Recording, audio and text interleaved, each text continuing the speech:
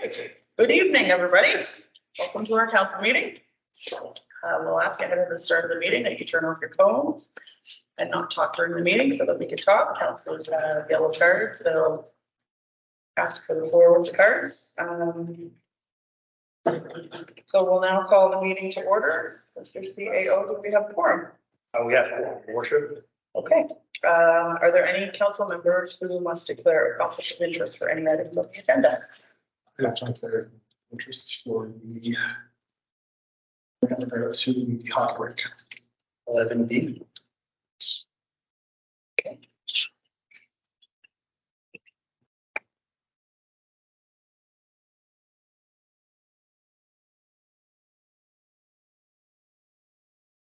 So, 11.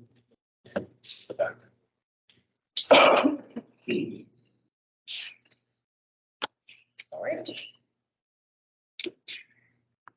So the next item on the agenda, you've all had a chance to look at the agenda. Are there any changes that need to be made to the agenda? Okay, we'll now take a motion to adopt the agenda. Do we have a mover? I'll second.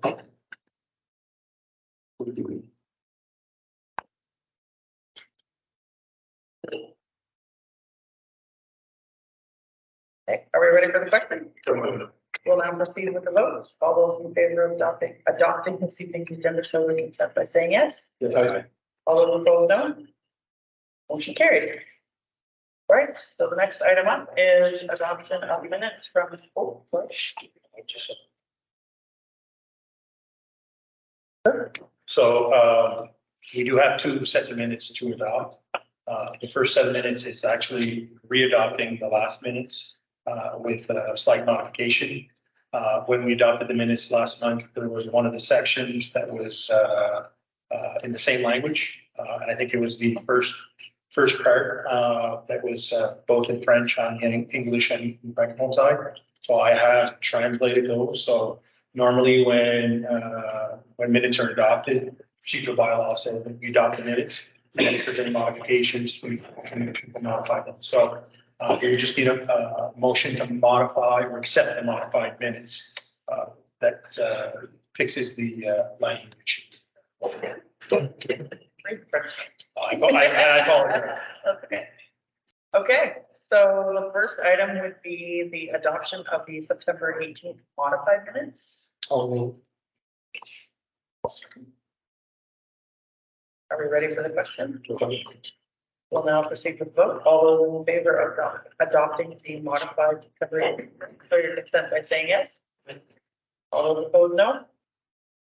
Motion carried. So the second set of minutes for us to adopt are the October 18th minutes. You got a chance to look at them, no changes required. Okay, I would now take a motion to adopt the October 18th minutes. Do we have them over? move. Second. Are we ready for the question? We'll now proceed with the vote. All those in favor of adopting the October 18th minutes, show your consent by saying yes. Yes. All those opposed, no. Carried. Okay. So the next item on the agenda is questions from the public. Do we have any questions from the public? Okay.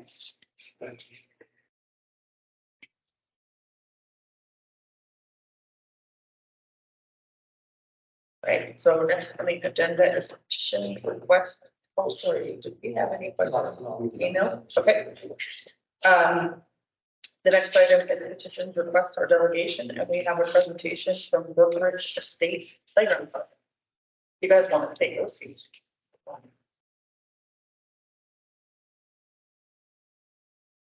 Just so I can introduce the two presenters.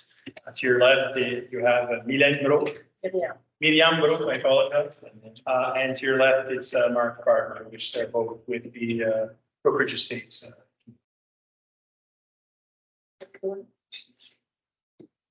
Thanks, Mayor, and thanks, councilors, for giving us the opportunity. A little bit of background.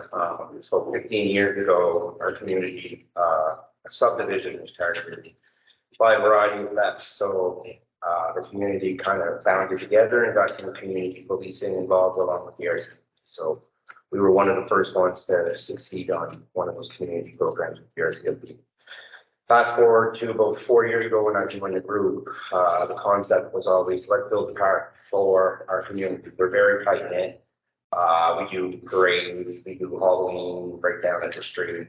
You know, we do fundraisers for various charities and whatnot. So we said, you know what, let's incorporate. So that's where we are at today.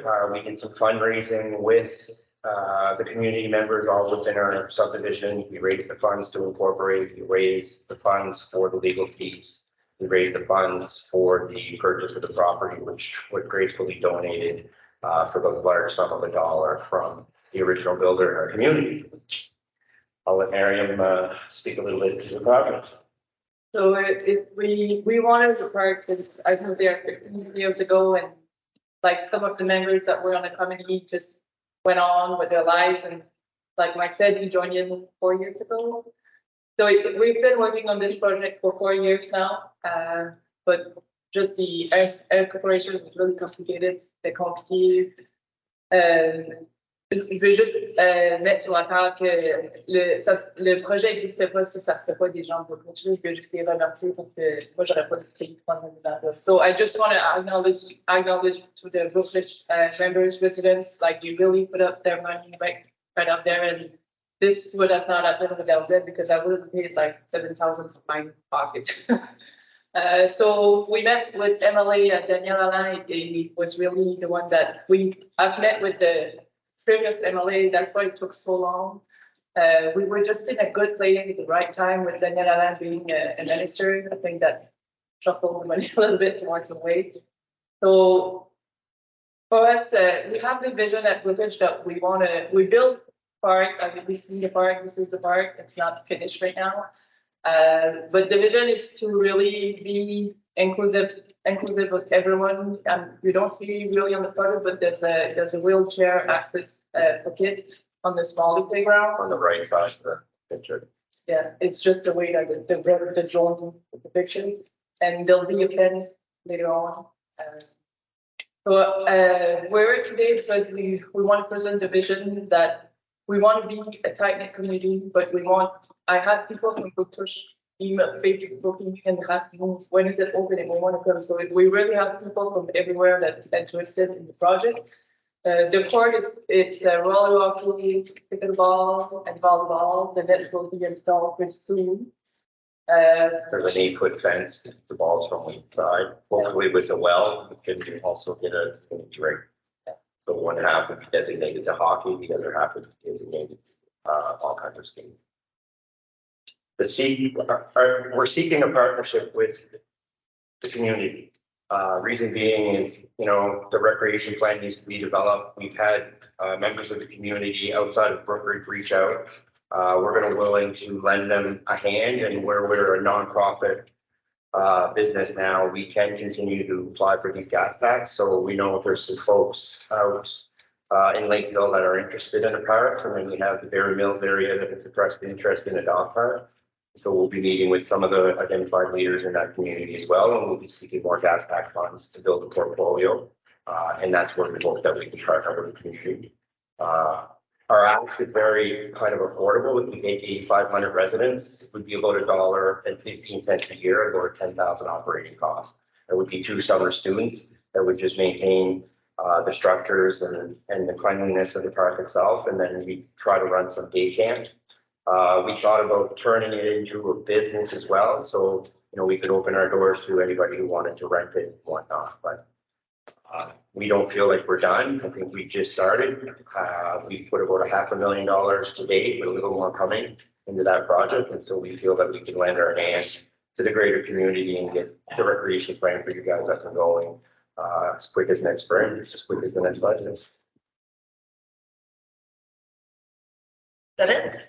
That's it. Is there anybody have questions?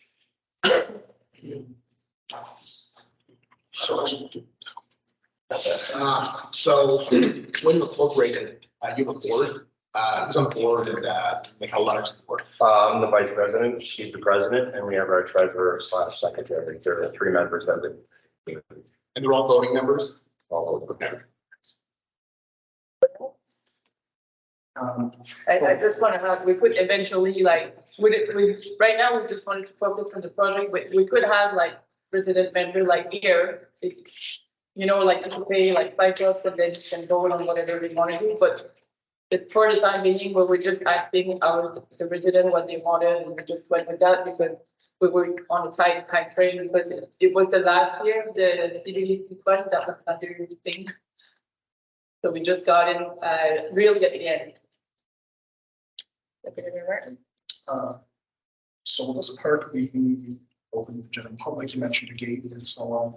You also mentioned renting it out, so that's my question when it comes to this, is going to be completely 100% open publicly? Yeah, there's no limits. Yeah. That's the vision, is to, you know, those on the outside or those within the community itself. The only thing that's really gated is the court itself. There's a bunch of signs that will explain the rules, you know, no dogs, no motorized vehicles. There'll be a pathway that goes right down to the jumping pillow. The angle is a weird picture. There's a paved path, and so we can ensure that the whole park is wheelchair accessible. We're not closed-minded to whoever comes to the park. You know, as long as they follow the rules, I think everybody will be welcome. We'll deal with those one-offs as they come, but we know that people are kind of reaching out to say, hey, can we go play? And right now it's still in construction.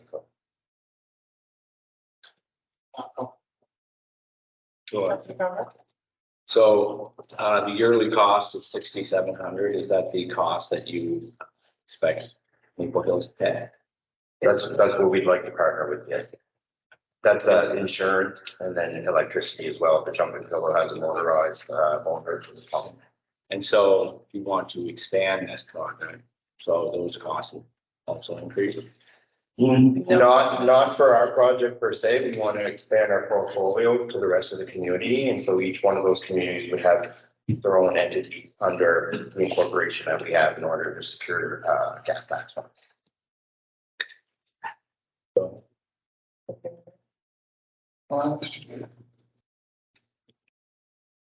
So your insurance, one of your maintenance, so as far as inspecting the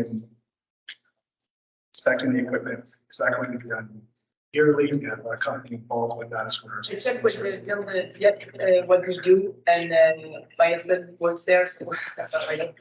And basically, they don't really inspect it. Like if it's broken, they'll, like me and Mark, we would, if they're, as per insurance, like if you see something broken, you put a sign, put it in the whatever. But we wouldn't have, if you want someone, it's not planned, but we can have like someone, I think it's $250 for like, we want to do the course, we pay you $250 and then we pay you to inspect every year. But the city of Dieppe doesn't do it. Yeah, they're more self-insured. So the park installation itself came from a company out of Quebec, and he was on site with a few members from the community as well But for the installation. And so we've had shadow that everything was torqued and installed the stuff. But they build around in the province, like a lot of playground, and it wouldn't be a problem to have the guy that you come and inspect it, like you can ask him whenever he's in town in the spring, come and check it.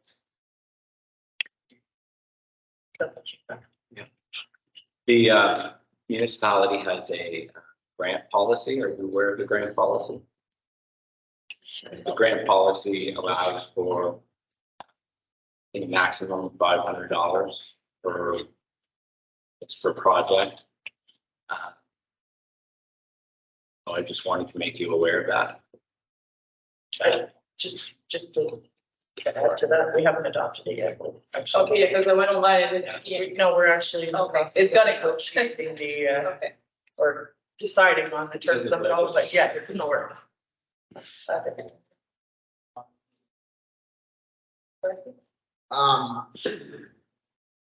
So in terms of the annual cost,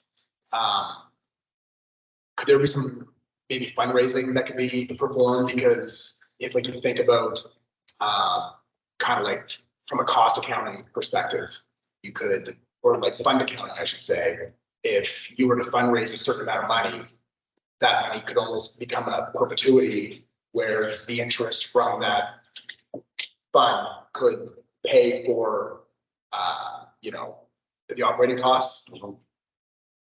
Has been any thought into possibly, Absolutely. The community members have been kind of itching at the bit to throw some funds at us. We haven't accepted any because we feel we're in a good financial position.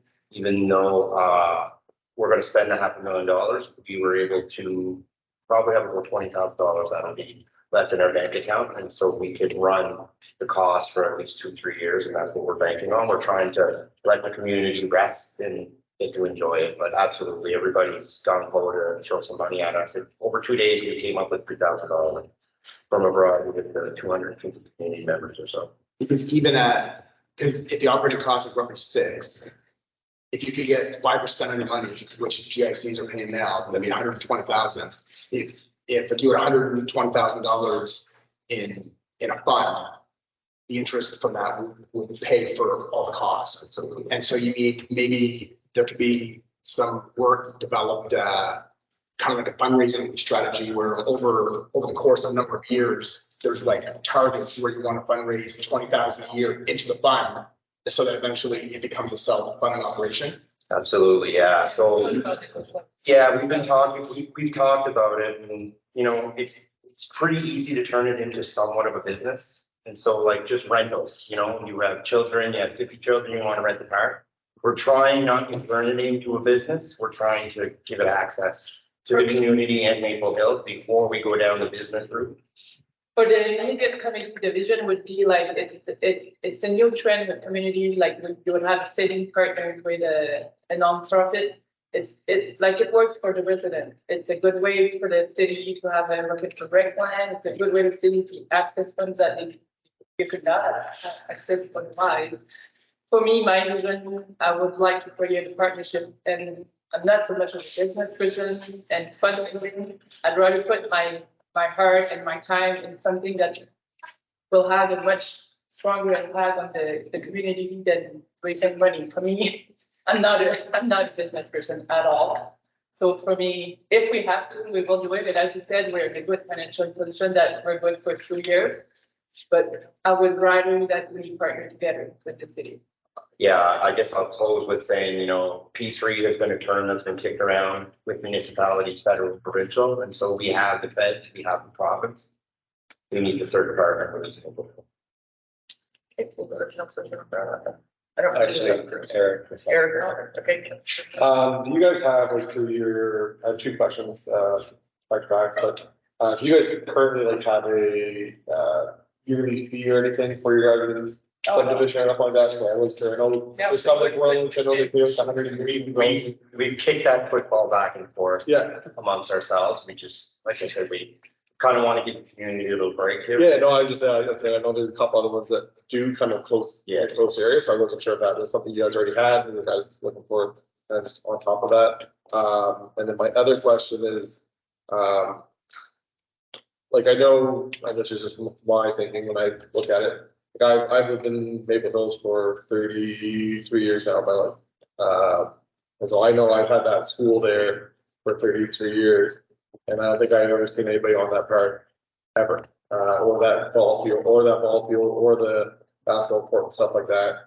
So I know your guys is inclusive, but that would be my only issue with putting money into this, is that we kind of have a park, not inclusive, but that wasn't, I think from your guys' letter, it wasn't your kind of a goal initially until other,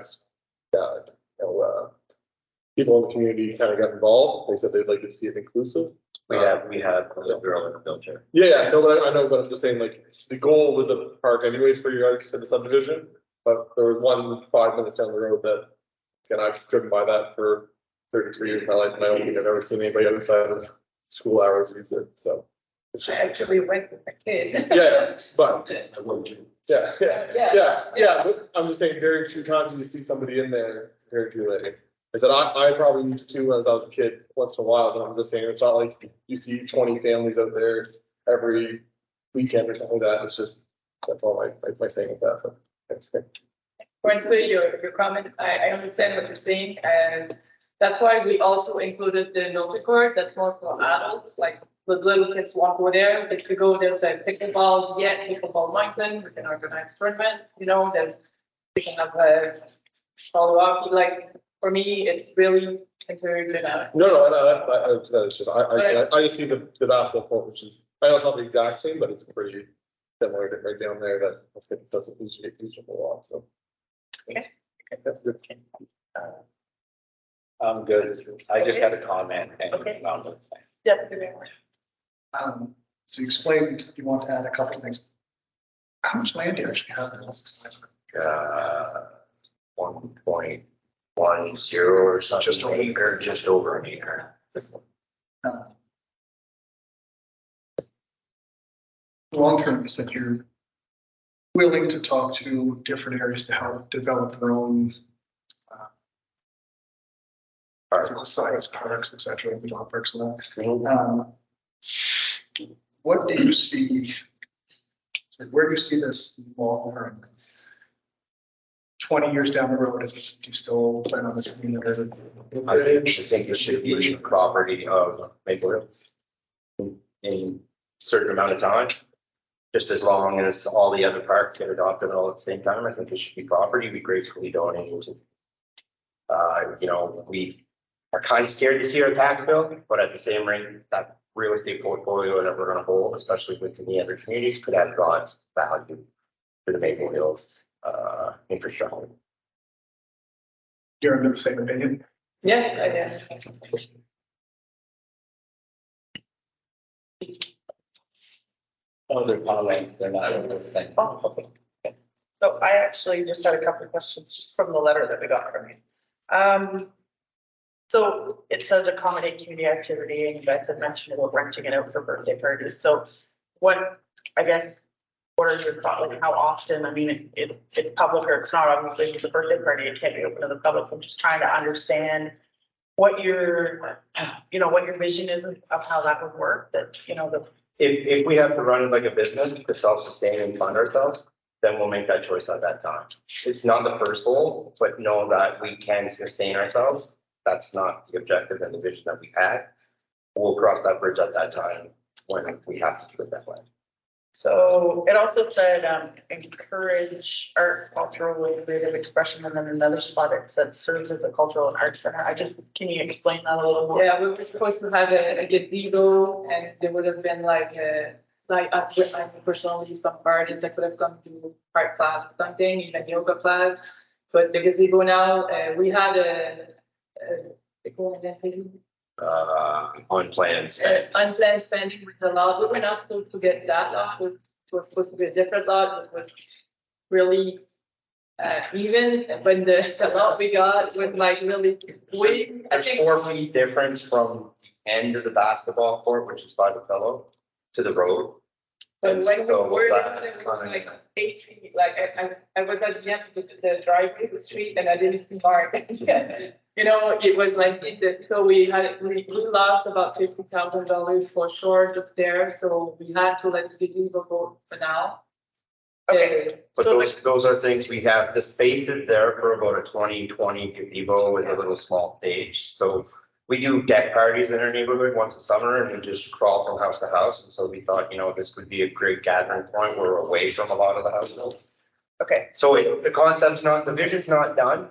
Yeah, Per and se. then the next lot, we were I know, who's gonna want to buy that next lot, but it's for sale right now. So, in the future, we could negotiate, and then we could build something more like, okay.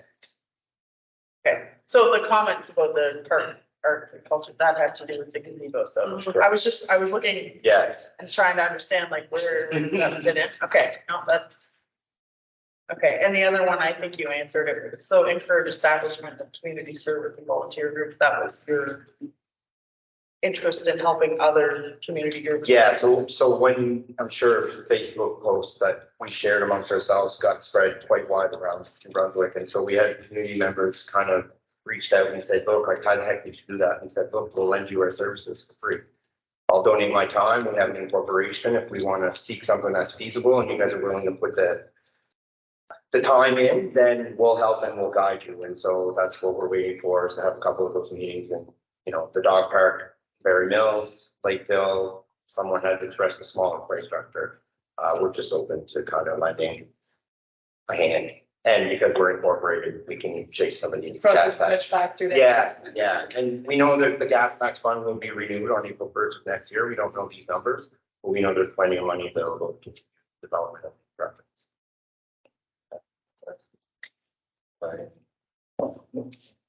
So sort of the vision, like you mentioned, the dog park and possibly having some other assets. So just kind of thinking aloud, like if you think of a partnership, where I think it's a great idea that if there's money available and you can go out and grab it and you can, you know, perform these projects, it's probably a good thing. I don't know how we could really have this discussion, so I'm just kind of throwing it out there, but you mean a partnership would be like a two-way thing? Because, you know, there could be assets that council is planning, and a lot of those things could be closed meetings just because of the sensitivity of the land or whatnot. And so, you know, it may not hurt if we kind of have a dialogue where if like there's a certain asset that you want to target, we should probably have some input in it, both from a risk perspective, a budget perspective, especially if the precedent is we're going to have this one parcel of land, we're going to build our way, and then we want, you know, the community to service it.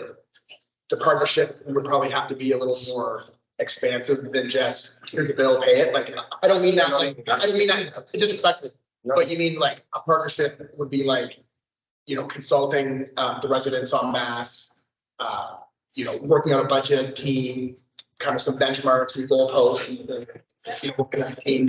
Yeah, totally. So one part I kind of remember from the story is we were in Never Land at one point, right? No one really owned us. We kind of did our thing. And so that's when the community decided, let's tackle our problems together. And so this project kicked off before Maple Hill was even announced. Right. But absolutely, if we can get behind closed doors and help plan these and be informed as to what the vision is, let's do it. Okay. Okay, so Councilor John, I think I'll do that first. So you spoke about getting the lot next to it. So then if you get that lot and you expand this park, it will increase. Not necessarily. I think the insurance will stay the same. It's more of the play structures and the liabilities than it is, you know, theft or fire or greater dog. But the landscape maintenance will certainly go up. Depends Electricity on will go up. what. Depends if we, Depends.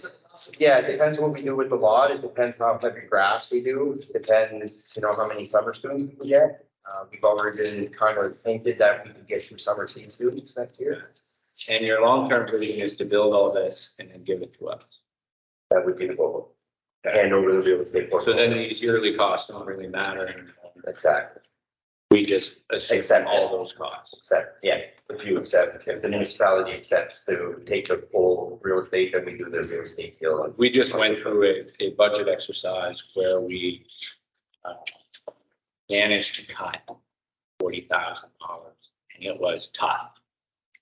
And you want us to spend right here $6,700, and that will increase every year. So I have a hard time. I would have a hard time going to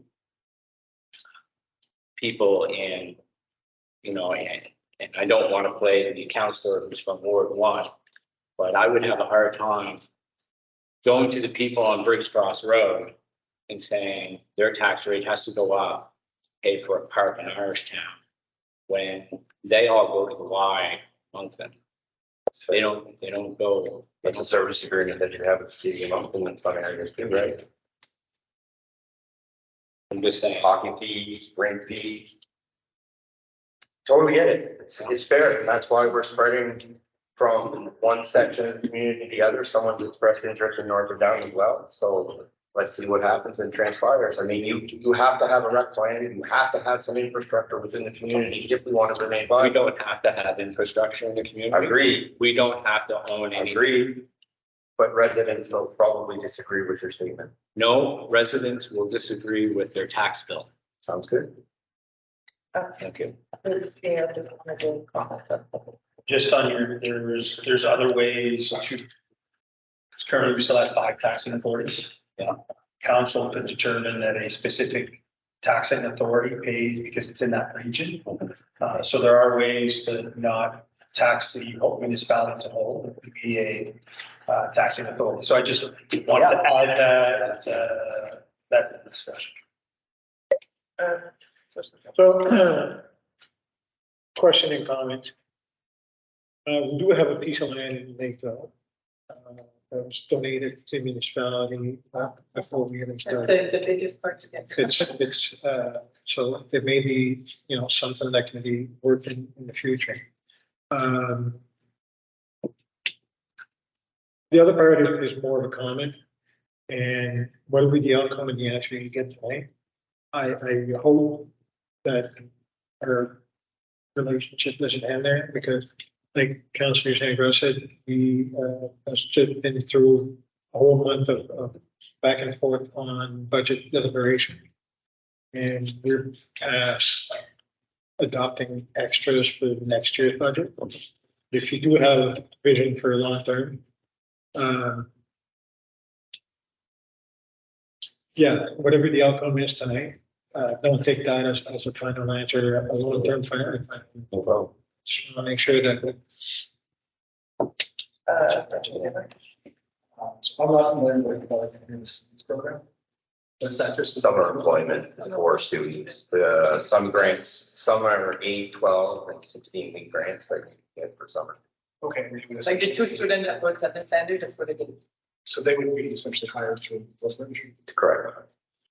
It's a provincial program, so each riding or MLA gets a certain allotment of weeks that they can allocate to different groups.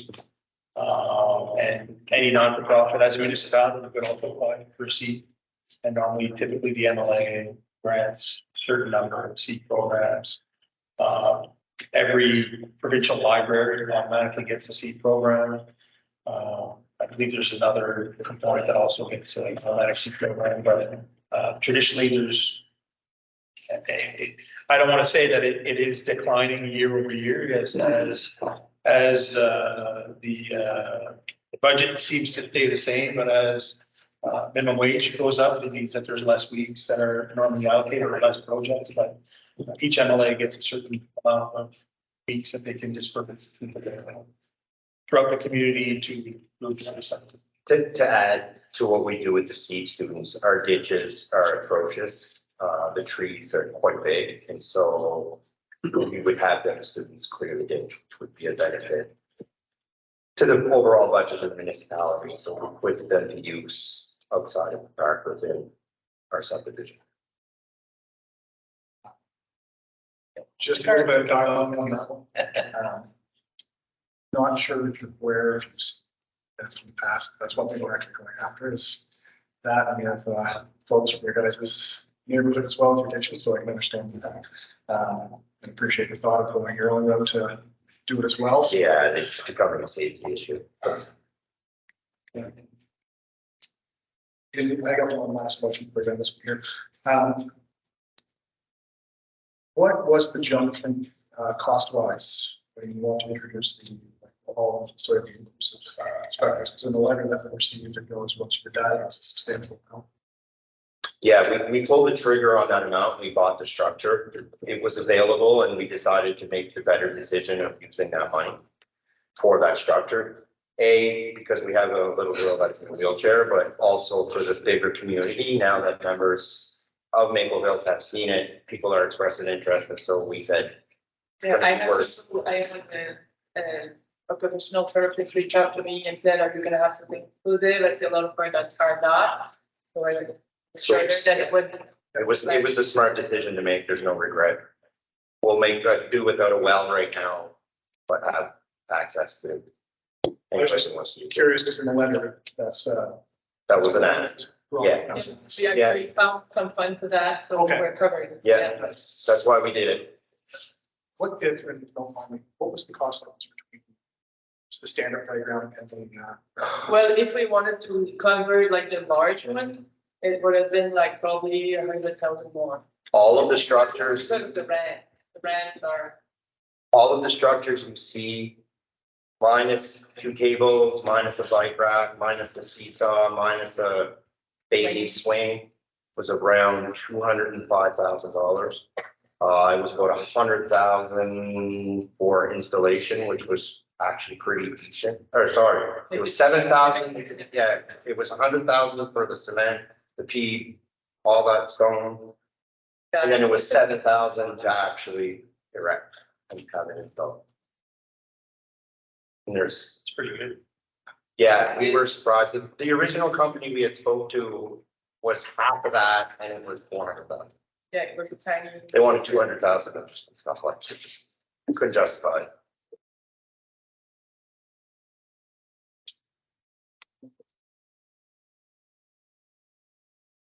So I would, building, I guess I would agree with Councilor Boyd that if you don't get what you're looking for today, please don't think that never come back. Because on, we did work very hard on the existing budget to try to keep it as low as we could and, you know, saw anger anyway from some residents, which I totally understand. It's your money and you don't want to tell you how we're going to spend it or to spend it for you, but, yeah, I mean, don't not come back just because this budget allowed for something to. And please, if you're doing stuff in other boards, encourage them to come see us like we have so that we know what's going on and share the love, let's say, for lack of a better term. Partnerships are not formed overnight. They take a long time to build and on trust. I'm probably privy to a lot of what you guys went through from my past in my professional realm, so I totally get it. I never take no as a no. It just means it's a delay. Okay. Okay, thanks for your time, guys.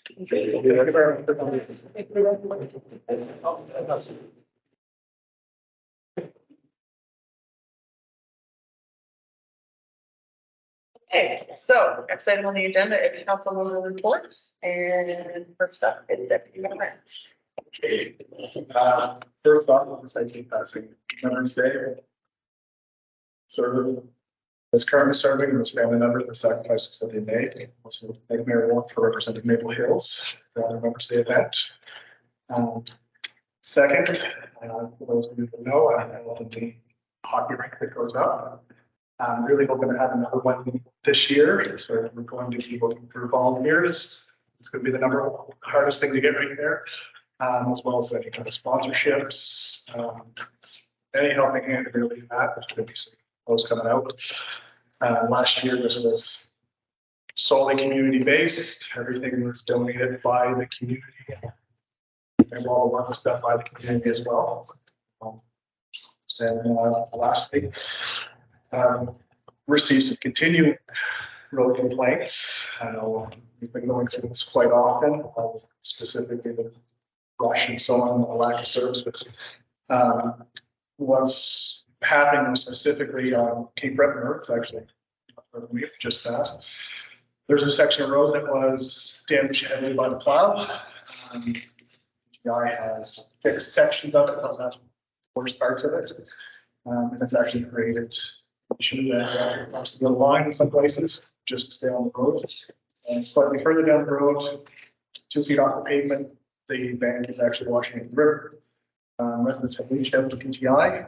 Unfortunately, not getting much of a response. I've also reached out to PTI, not getting much response. So we have your hand forward. We're trying to get this one because it has turned into a safety without question, and it's getting it's worse. That's all I have. Councilor? I have no board. Okay. Councilor John Brown? I also want to thank the mayor for representing us at the Coliseum on Remembrance Day. And I want to thank the residents during the budget process who participated in civil discussion. Okay, there were many. And I also want to thank the CAO for being available with quick answers whenever I had tough questions that I wasn't sure of. And ultimately, what I learned from our citizens was, you know, they wanted 2024 to be a year of frugality. They didn't want big city ideas in their municipality. And we're on a journey together. And I was pleased with how everyone interacted, including my fellow councillors. I'm glad to be part of this journey with them. Thank you. Summary. Just wanted to kind of say sentiments to a lot of other people. Thank you for everybody that's served, or has been that did serve for our country. That's one of those things with Remembrance Day. It always kind of gets me because I do have like family that did serve, so it's never a thing that's lost on anybody. And then like Councillor Gingro said, the big thing when it comes to all this is I know I talked to a couple people about the budget too, or asking questions, and it's always nice to have people actually kind of have that civil conversation with you. Obviously, we see the stuff online. We're not blind to anything, right? We see people yelling and screaming and waving their pitchforks at us because we're making these decisions. That's why we do things like this last month, where we really dove in and tried to find a way to knock off as much of the budget as we could because of this. So once again, just thanks to everybody that was civil about it. I mean, if anybody ever has any questions in the reading public, all of us are pretty open. Our phones are out there, our emails are out there. These meetings are open for everybody to come and sit and talk and have the conversations. And the way we get better as a whole is to know what our community wants, and the way we find that out is if somebody talks to us. So. A few things. A few weeks ago, I participated in a meeting that the Southeast Regional Service Commission hosted to get a pulse of where we are as a community with the new service that they were offering. I'm pleased to say that we're going to be working. It's going to take some time and some volunteers. But there's a rural ride. I'm sorry. How's that? Rural. Westmoreland, Alberta, rural road. Yeah. So it's basically a service for people that have no way of getting around, to help those people get to any appointments they could have in different localities from when they reside. It's going to take time, but it's going to be a work in progress. Also, this past Sunday, a few of us were at the breakfast held at the Golden Age Club at San Felipe. It was a great place, met a lot of people, a lot of comments regarding that part of the community. And I think some great things came out of that breakfast. And also, like all the councilors, I want to thank you for representing us at the ceremony at the Coliseum. So I'll just give an update on what I've been up to. On October 21st, I attended the UMNB zone meeting, which I was this press that we're a member of. This meeting was for members within the Southeast zone of the meeting.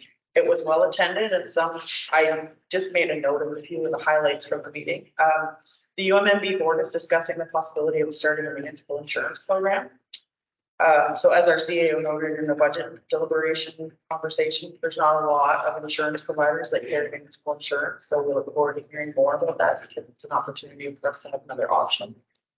The Regional Service Commission is looking at doing a housing needs assessment for the entire Southeast region. So that's good news, because if that's something we chose to do, we would have to pay the bill for that ourselves, and we're looking at doing it for the entire region. More to come on that as we learn more. UMNB worked with Member Cook to push for the ambulance calls to be shared with the fire department.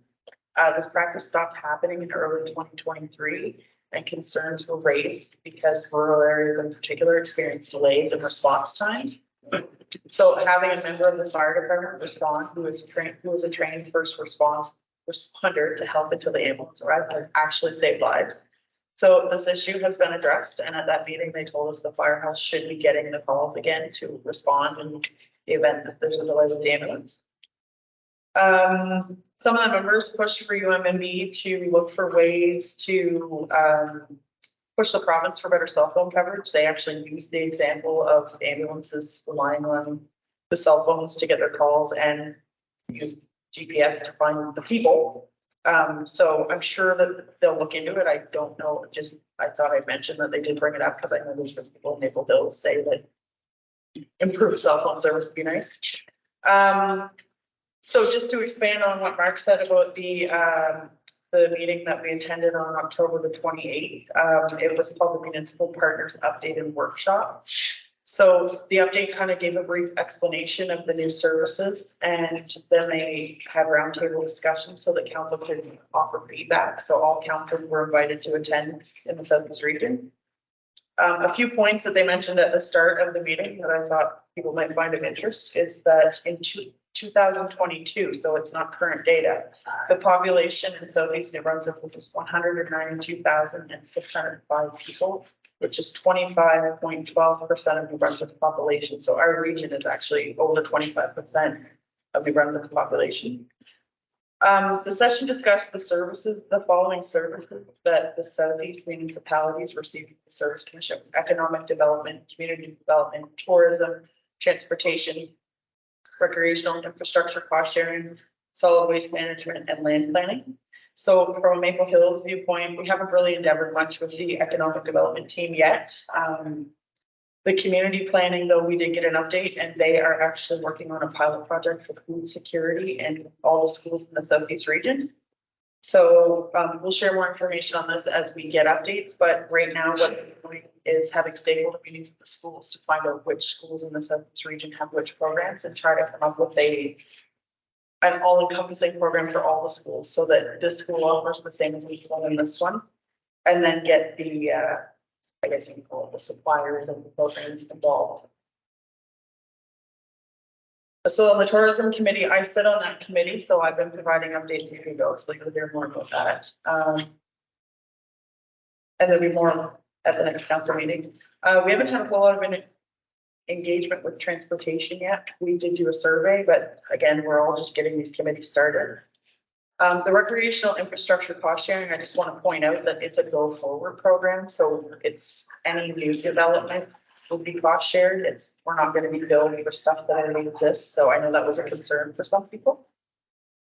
Solid waste management, we had a good discussions at the meeting about the new PPP program. And last week, prior to the council meeting, Eco 360 came and did a further presentation on the program. So we've talked about that at previous meetings. We're going to have to decide to go with the Service Commission's program or the province's program. So we're continuing to gather information to make that decision. Land planning was briefly mentioned, but it wasn't a new or updated service as of that meeting. So we didn't really have any roundtable on it. So overall, it was a really informative meeting. It was nice to sit with the municipalities and hear their challenges and ideas, but the Service Commission noted it all, and they're actually taking the feedback to work on these services. So that's good to hear. Sunday was our final summer council tour date. The event had been postponed a couple of times, so we just got there this past weekend. It was at the Golden Age Club in St. Philippe, and there was a lot of residents that attended. We had some really good conversations, and I just want to say thank you to the folks that attended. So there's a Maple Hills food drive coming up. We'll have an enclosed trailer here on Saturday, but at the breakfast, we had a bucket to take contributions, and we raised $256 at the breakfast last weekend. So we got a really good start. So if anybody's out and about this weekend, we will have some people going around collecting, but kind of like campaigning, we'll never get to everybody's house. So if you're out and about and you want to stop, there'll be a trailer here in the parking lot to accept donations for the drive as well. Okay. Question. Traffic this weekend? Yes. This weekend or what? Oh, sorry, yes, yes. We will be in this parking lot because the tractor is open.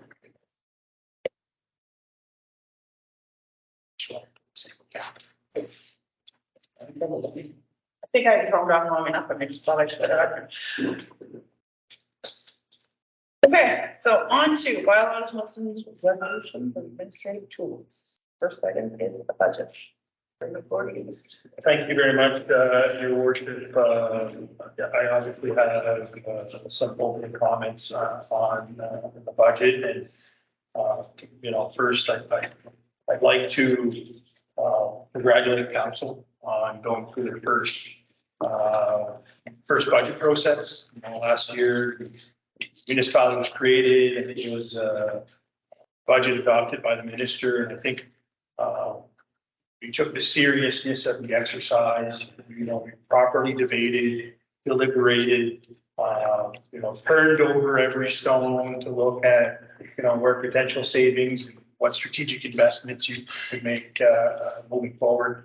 That doesn't mean that we were shielded from cost of living increases. I think those hit pretty much every municipality harder than expected in certain areas.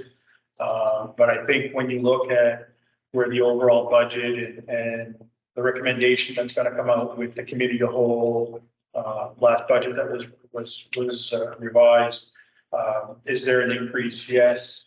But when you compare the increase to nearby municipalities, I think it's rather encouraging that the tax rate will not go up as significantly as other municipalities have. And I'll kind of dwell on the you know, some of those rates that are being approved by other municipalities. You know, our new rural community was uniquely comprised of local service districts. We didn't have an existing local government in place. But the tendency seems to be that municipalities that did amalgamate local service district, they've had the luxury of internally maybe reducing the internal tax rate, but they're definitely raising the local service district rates that are now part of those municipalities. For instance, Moncton, Dieppe, Shediac, have all seen those local service districts that are not part of those municipalities, a tax increase of 5 cents. Bouctouche also saw an increase of 5 cents. Salisbury saw an increase of 10 cents. I also spoke with the CAO from Beausoleil, the Grandig, Cocan area. Again, these are all municipalities that border our municipality. You're seeing a 3 cents in some areas. And in some of the common LSDs that were divided, that we have a part and they have a part, one of them raised their tax rate about 7.5 cents. So it's very encouraging tonight when I present the budget that we are not at those levels. And I think it's because of the work that the council took to make sure that, you know, expenses were still affordable, while also making strategic investments in the community. So that being said, I will. You know, if Sean got any increase there. I placed a call to the CAO and I didn't get an answer back. Okay. I know they did have an increase, but I didn't get that amount. Okay, thanks.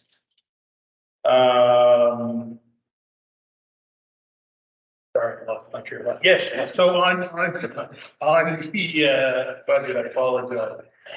So I'm going to kind of give the Coles notes on the budget. We are forecasting on the revenue side some increased revenues compared to the previous year. We are looking at about a 26% increase on revenues. We are still budgeting a second year surplus from former LSDs. That number has declined over the previous year.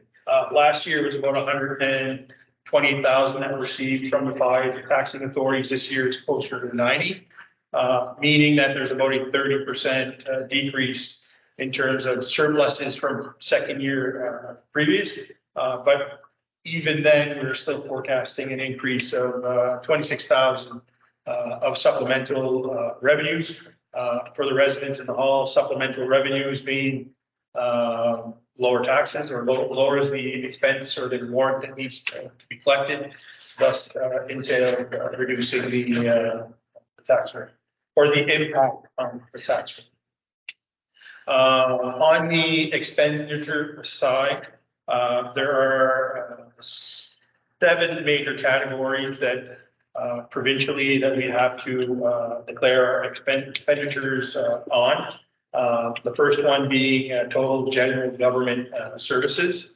We are obviously having some cost of living expenses that have an impact in that category, but it's probably the lesser of the impacts. We're just facing a 3% increase compared to previous year. We were able to find some savings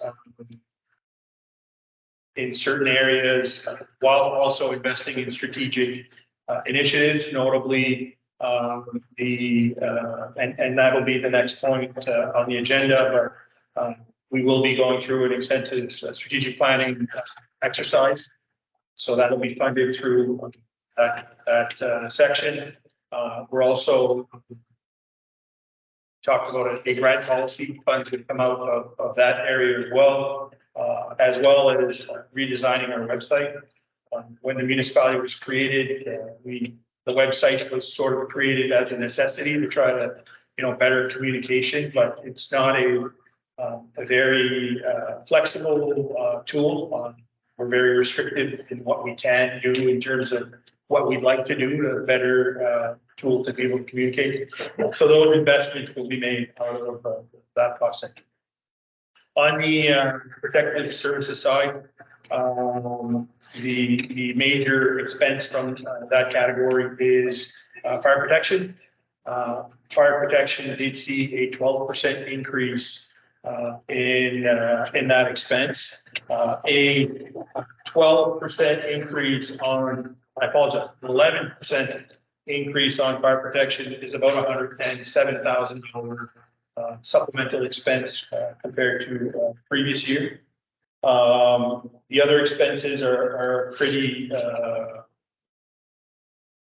are in line with what was there last year, but with the increase on the fire protection side, that whole category is seeing a 10% increase over previous year's expenses.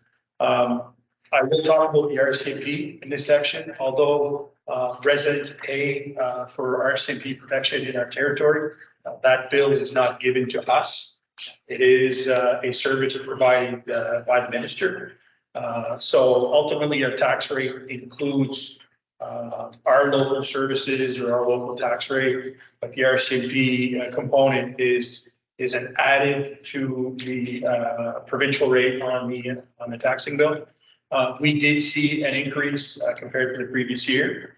We were anticipating a larger increase than what we did, so there was some savings compared to previous year. Although the bill is going up, the overall tax rate that's charged to residents will actually be lower than last year. Last year, the blended rate was around 19 cents per $100,000 of valuation for residents. This year, it'll be closer to 16.8 cents. So there are savings there that residents will see in terms of the rate. And actually, when I say the 16.8, that's the amount before the subsidies apply. There is a subsidy or a grant or an equalization portion that we do get that the province hold on to because they pay that portion. So it will be less than that amount, but it won't be significantly lower, maybe 100 cents or 1,000 cents or a couple cents. So, but there will be some savings that will actually lower that building amount. On the second category, that includes transportation services.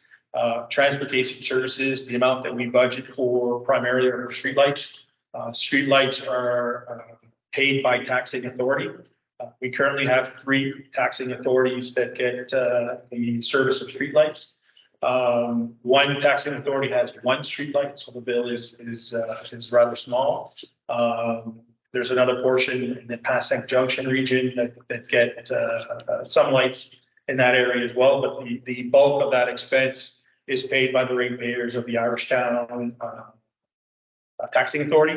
So that expense, although it looks like a one line item, is actually dispersed per taxing authority because it's a service that is considered a local service. In there's also a small amount to fix any type of road signage that might be destroyed or vandalized or, and again, that's per taxing. That is broken out. There is an increase in that expense. Normally it's because when the subdivisions are built, there's streetlights that are added. There might be an opportunity to add a streetlight or two in an area for safety concerns. So there's always a couple in the budget. There's always an addition of adding a few lights, but again, those are paid by tax authority. Because we are now in our second year, next year, each taxing authority will have either a surplus or a deficit based on the amount that was paid in this year's budget. I anticipate that in one taxing authority, it'll be a surplus. In the others, it will be close to a net. The next category is environmental health services. That primarily sees the garbage collection contract or the price to be paid for that service. There is a significant increase in collection costs. The collection costs have gone up 32% compared to previous year. That would ultimately see a total increase of about $178,000 added to that budget. And obviously there is you need to collect, but you also need to dispose of it. So the tipping fee is very similar to what it was the previous year, but in all, it would be about a 24% increase compared to previous year, primarily led because of the increase on the collection cost. Just to talk about the collection, there is obviously a discussion about circular materials. For those who don't know what circular materials is, the province is mandating that the industry will now be responsible to deal with paper packaging or the envelope of how consumables are being treated. So they need to treat the end of life of the packaging that these products come in. We have an opportunity to either opt in or opt out. That'll be a discussion that we'll have at our next meeting, whether to decide we opt in or opt out. We did have a presentation by the director of the solid waste, Sebastian Holberg, at one of our previous committee of the whole meetings. So we'll need to make a decision on that, but based on the options, we can generate revenue that will help offset some of the expenses that are now added because of the cost of living. The next section has to do with environmental development services. That is primarily on the land planning side of things. I would say that those costs have been pretty in line with what they were in previous years. There's a small increase of about 6% in that category. So very minor cost of living increases. That category also, those increased expenses primarily are added to the new mandated services. The new mandated services are required that all partners pay those services from the Regional Service Commission. But there's a couple line items there that the RSC fees are now applicable to our region. The province is funding some of our portion of what the total cost is. They have made a commitment to continue to fund part of those new mandated services over a certain period of years, but it is anticipated that those that envelope that the provincial government are giving to the Regional Service Commission will decrease over time, meaning that our expenses will go up on that end.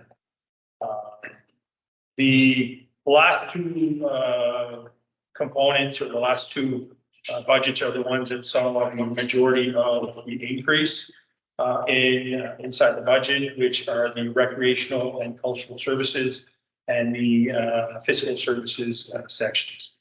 Increases in those budgets are primarily due to the acquisition of the new building that is located on the site. The cost of acquisition and the cost of operating that facility encompass those expenses, and they total around $340,000 for the acquisition, the retrofit, and all those things. So the recommendation from council at the last committee of the whole meeting was to adopt the budget that I just presented. It would require a motion from council.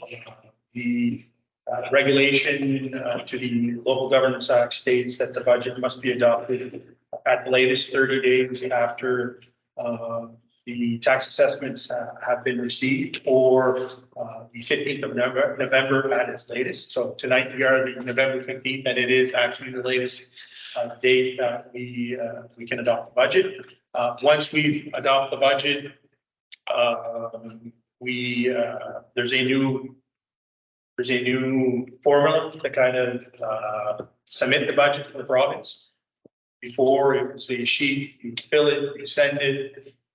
They would come back and say it's not really balancing, there's a couple cents, and you hope they don't make you go back to council to get another motion. They have come up with an online budget tool, which is very encouraging. That the threshold of error needs to be plus or minus $5. When we played with some of the numbers, we were at $1.17. So the tax rates that are presented, the warrant that is required to fund this budget, those numbers are in the resolution that are in your packages. I just wanted to share what that total impact would be per taxing authority.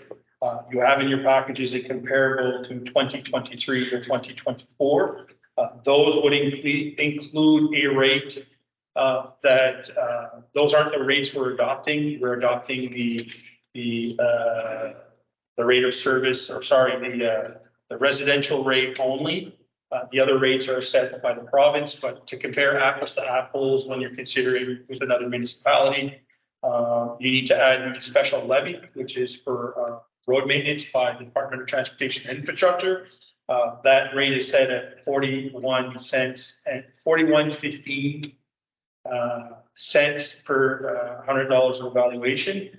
I briefly talked about the RCMP. That's another portion that's added to the rate at 16.88. Some regions it's 16.87. That's just the way it gets rounded.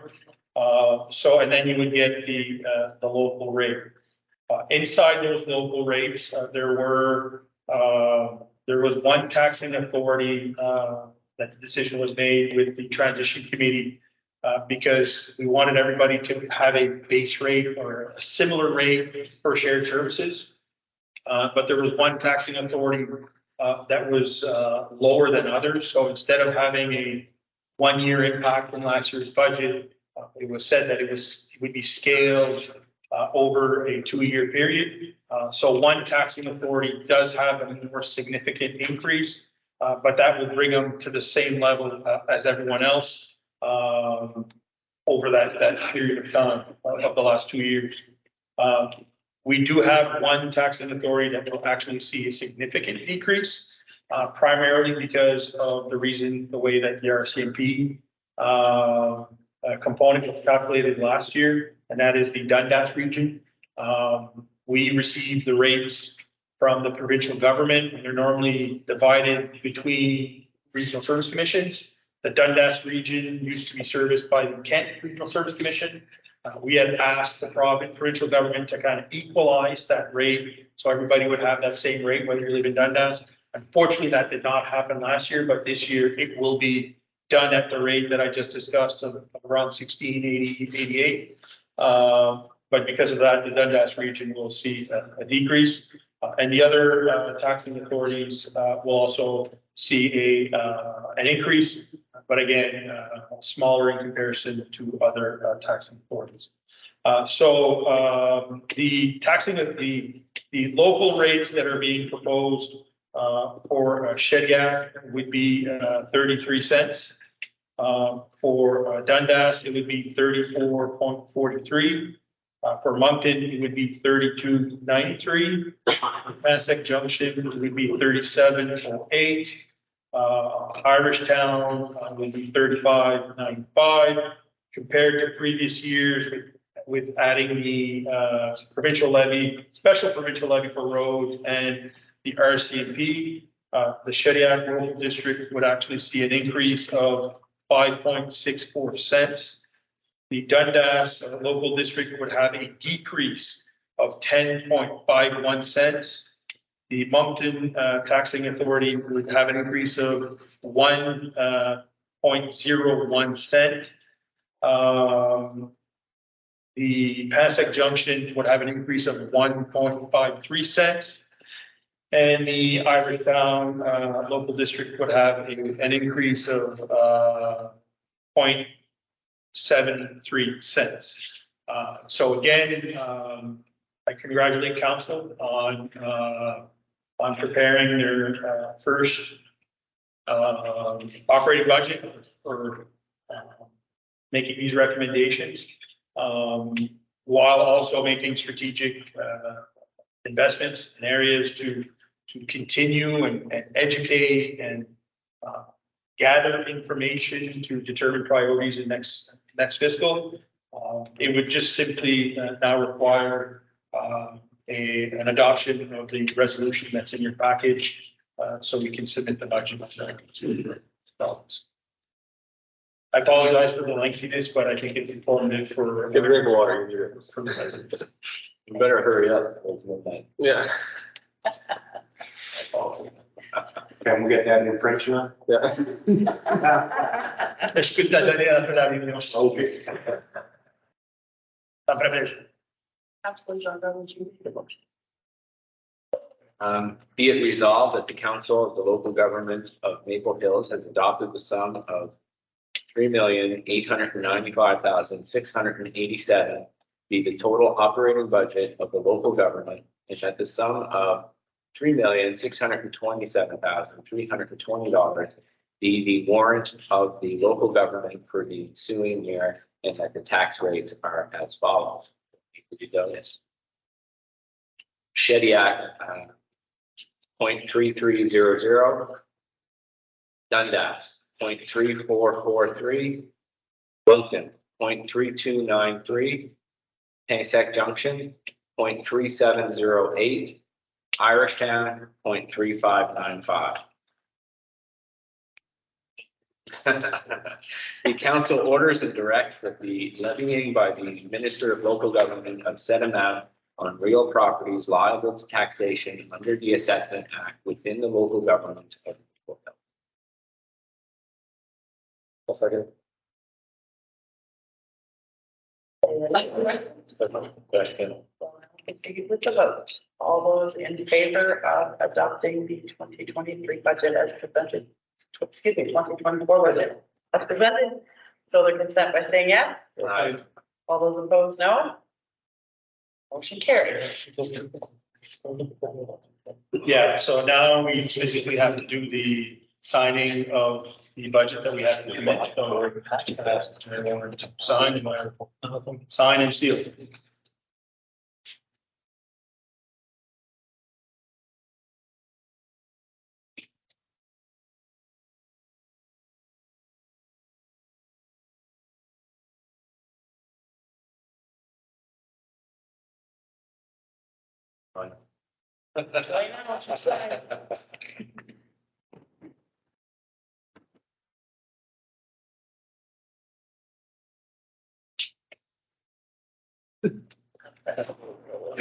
Fine. Maybe. Oh, that's it. Okay.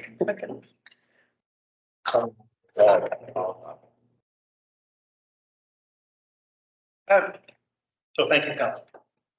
Thank you to all the staff that worked on this. It's been a long process. I think everybody's looking forward. It's a little bit of a breather. Okay, so next item, strategic plan. Thank you. I figure that's me again. We embarked on a search for a consultant to help us undertake a strategic planning initiative. We reached out to a number of consultants that perform this type of work. We received 5 quotes for your consideration. The lowest quote that was received was from JGB Consultants. The proprietor's name is Jean-Guy Viano. I know Mr. Viano really well. I have worked with him in the past on strategic planning for another municipality that I had worked for, amongst others that I have also worked for. He is currently doing the strategic plan for the town of Chandelier, which is just north of Maple Hills. He informed me when he submitted his quote that there were some key learnings that he learned from public consultation sessions in that area that could be valuable for Maple Hills. So, obviously we're going to undertake our own strategic planning and public consultations, but, there were key learnings that he saw it, and he saw that there would be a lot of similarities from some of the comments that were received. Council adopted the budget number that we put for strategic planning was in the plans of awarding it to the lowest bidder. I briefly spoke with Mr. Viano last week to kind of confirm availability to get the process going. He is available to start the preliminary phases with council consultation before Christmas if council chooses to do so. And then public consultation would then happen early in 2024. So again, you would just need a motion to award the contract to Mr. Viano and his firm, as was the lowest bidder, and it is our recommendation to move forward. Are there any questions? Absolutely, Mr. Reading the motion. Be it resolved that council proceed with the proposal of professional services submitted by JGV Consultants, Inc. for an amount not exceeding $15,120 plus HST for the development of a community strategic plan. So just before we go to the vote, I just want to let the residents attending know that we do intend to apply for a grant to see if we can get some of this back. Part of the reform process requires or offers the ability for us to apply for grants so that it's possible that we can get this money back. Put it out for the strategic plan. So that is a part of the plan. I forgot to mention that. No problem. Any questions? Okay, we'll now proceed with the vote. Sorry, I was supposed to ask you, are you ready for the question? That's what I meant to say. Are we ready for the question? Question. We'll now proceed with the vote. All those in favor, of the motion put forth by Councilor Murray, show their consent by saying yes. Yes. All those opposed, no. Motion carried. Okay, so the next item looks like we have 2. I apologize. There should only be one. Okay, The one on the AV equipment, it's actually should you. okay. I apologize for that. That portion, along with other portions of the new building, will be heard on questions. Okay. So on the procurement side, winter is approaching, or winter is coming. Not to steal a quote from that's popular, it's a TV show. I forget what it's called, but Game of Thrones, thank you, Councilor Murray. So with winter coming, we need to have snow removal plans for the new facility. We reached out to a number of suppliers, along with the help of the Yarstown Community Center, which they had passed the people who provided that services in the center. We were only able to get 2 quotes. The individual that had quoted, was offering the service or was doing the service last year, decided not to come back. We were hopeful that he would come back, but last week he came back and said he would not be submitting a bid. Both bids are very similar in nature. Again, as a practice, we tend to award to the lowest bidder. So we would just need a motion to award the snow removal contract to the recommended quote that we received from Ridland Enterprises. I have a question. I noticed in the quote that it says that any damage or within, any damages that they caused.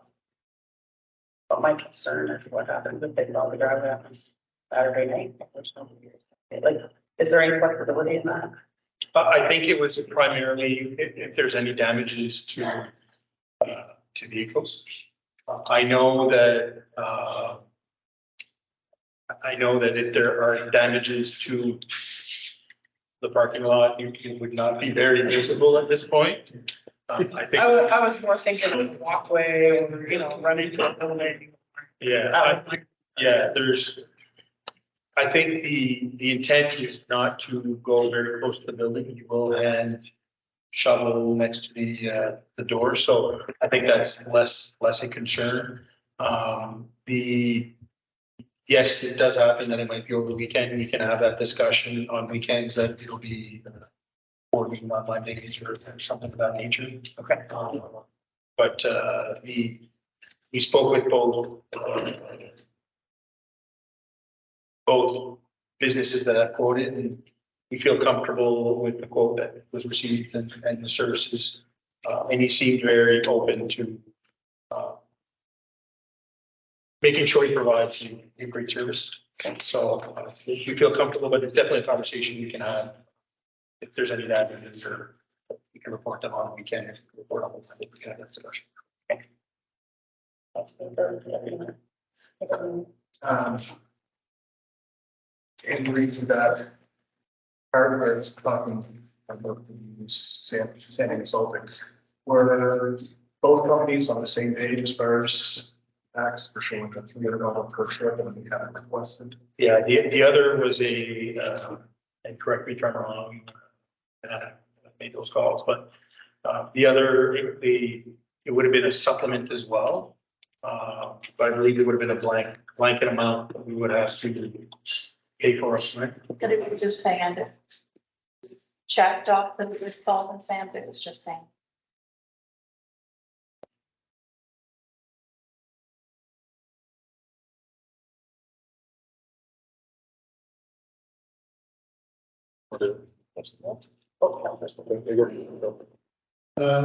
Be resolved that council proceed with the offer of services for snow removal from Ridland Enterprise Limited for an amount not exceeding $10,000 per HST as indicated in the quote received.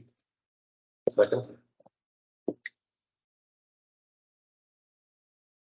Ready for the question? Question.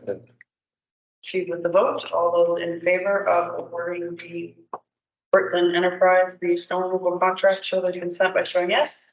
Saying yes. All those opposed, no. Motion carried.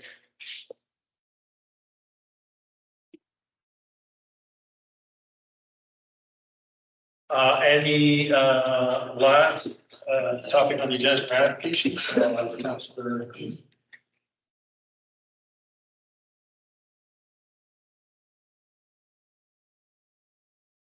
right? That's pretty much.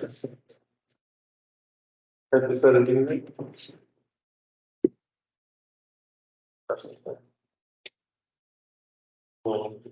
So the last topic of the agenda around applications. We had received an earlier letter of an ask for the skating rink.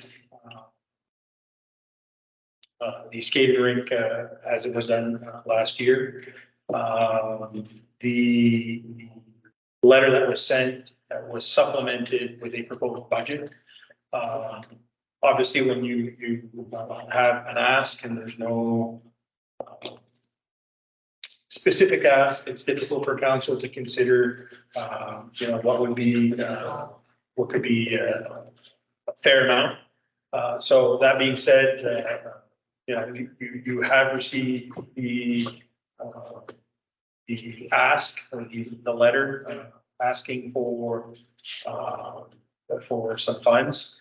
The funds would be used to primarily purchase a tarp, I believe, to put under the structure. They still have the same structure as last year, which was donated by Ghana over at Doors. I believe they're used drive doors. And there is also a cost of water delivery. Water is a commodity when it comes to building an ice rink. And there would also be an ask to add some sort of lighting to kind of have the rink available during an extended period of time when it's dark.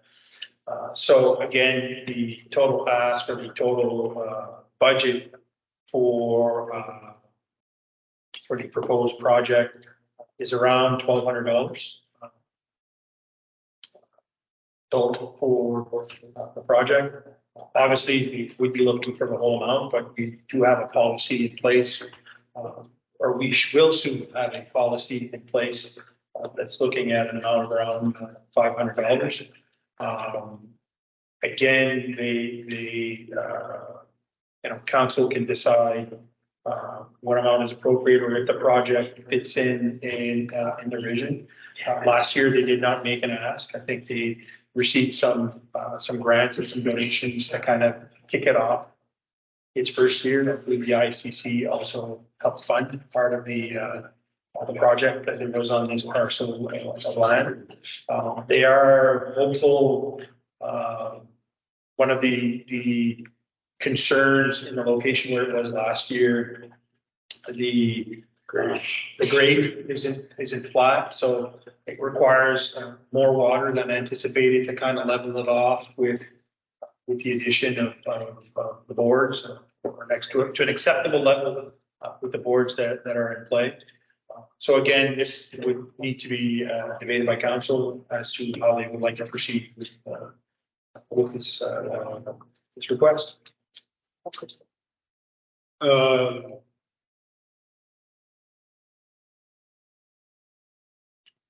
Would the money come out of the 2023 budget or 2024 budget?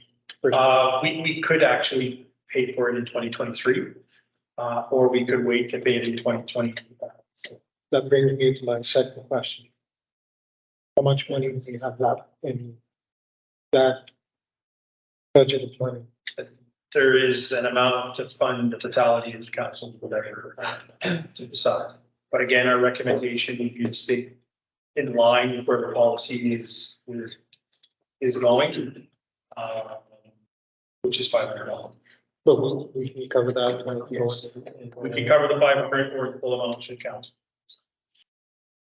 Were you first? No, go ahead. I know just from knowing the project from last year, from the guy, I know part of the reason why they need to get a new tarp this year is because of that grade. I know they're looking at maybe doing it in other spots, but I don't think the tarp would be a yearly thing. It was last year because of the grade. The upper end essentially was low, so kids went skating on it when they shouldn't have, and they cut through it. So I think that's why they have to. I don't think it'd be a yearly thing for that. Just because I know some people are probably thinking, might be a $1,200 a year ask from these people. I don't think the tarp would be a yearly thing. I think it's just because it got ripped last year, which caused more issues for them. Yeah, it's fun. And ideally, if they're on your property, they can access water easily. Yeah, and last year, sorry, that was the other thing. I know last year the water was donated. As I said, a lot of it was just donations and a lot of it was just literally money out of and time out of volunteers pockets. So. Councilor Shuka. I just want to say, I think it's important that we came up with an idea of $500, that I think it's important that we stick to that. That policy is not just there for us to help fund community programs, but it's there to also protect ratepayers. And I think it's very important that we don't deviate from that every time we get an ask that exceeds that. So I would just move that we award a grant of $500.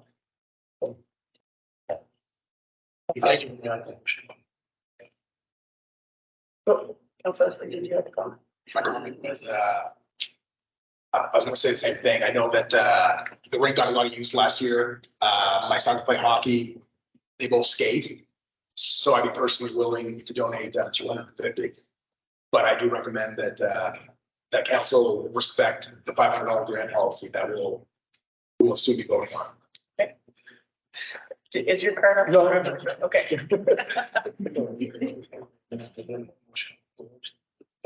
Yep. Okay, so I'm sorry, I see what you're saying. Sorry. Okay, so do we have a seconder? I'll second. Okay, do we have any further comment, question? So this would be coming out of the 2023 I would budget. propose it comes out of the 2023 budget. So come February, if they feel they need, they can always ask. They can always I'm ask. not saying that it would be automatically approved, but Yeah, just so that it's clear that it should be Within the clear that guidelines. it's coming out of the.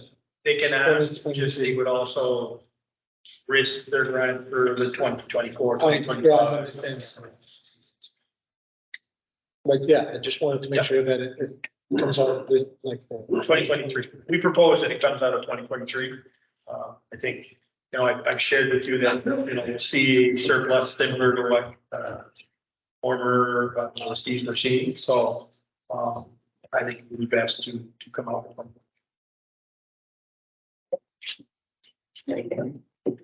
We're ready for questions. We'll now proceed with the vote. All those in favor of awarding the grant of $500 to the Maple Hills Ice Rink Committee, show their consent by saying yes. Yes. All those opposed, no. Motion carried. Just need to somebody. We're just getting.